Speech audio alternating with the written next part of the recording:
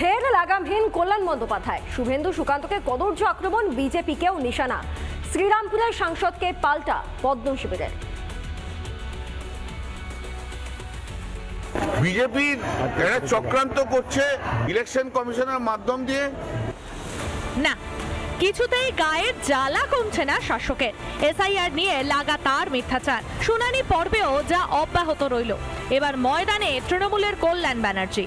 ফের বাঙালি আবেগে সুরসুরি দিয়ে বিজেপি ও কমিশনকে আক্রমণ শ্রীরামপুরের তৃণমূল সাংসদের।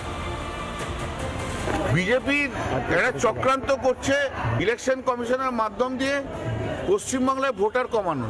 সবাইকে নাম বাদ দিচ্ছে, যারা বিজেপির ভোটার নয় তাদের বাদ দিয়ে সব রয়েছে। যেগুলো উত্তরপ্রদেশ থেকে এসছে, যেগুলো বিহার থেকে এসছে, সেগুলোই শুধু থাকবে। আর অরিজিনাল বাঙালি তাদের নাম বাদ চলে যাবে।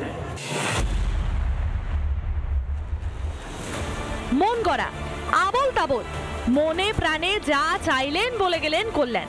এখানেই থেমে থাকেননি, সুকান্ত শুভেন্দুকে নিশানা করে একেবারে বেলাগাম।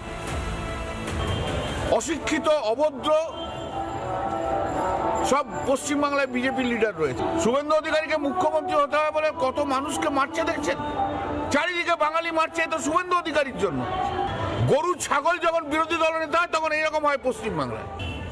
যতদিন তৃণমূলে ছিল, তৃণমূলের দয়াতে নেতা তৈরি হয়েছে। ও যদি তখন 100 ছিল, তো এখন নেমে ওটা 20 হয়ে গেছে। যেতে বলুন না কোর্টে, প্রমাণ সহ। প্রমাণ ছাড়া কথা বলছেন পাগলের পাড়ার পেচি মাতালদের মতো। শুভেন্দু অধিকারী এবং আপনাকে কুকথা কল্যাণের মাল বলে সম্বোধন করছেন আপনাদেরকে।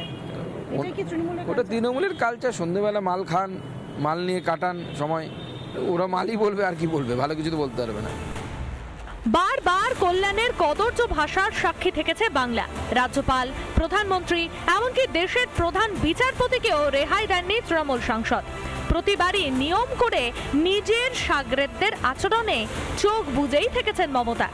এবারও হয়তো ব্যতিক্রম হবে না। রিপাবলিক বাংলা।